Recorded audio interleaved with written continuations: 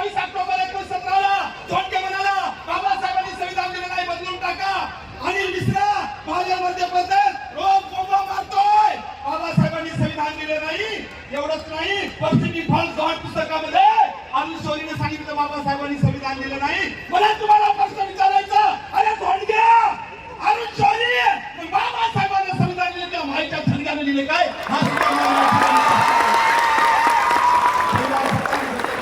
नरवाडे दादा, शंकर दादा असतील, पंडित दादा, अशा कार्यकर्त्याला मोठं करावं. आणि आमचा फक्त एक दुश्मन आहे, जे संविधानाला विरोध करतो तो आमचा दुश्मन आहे.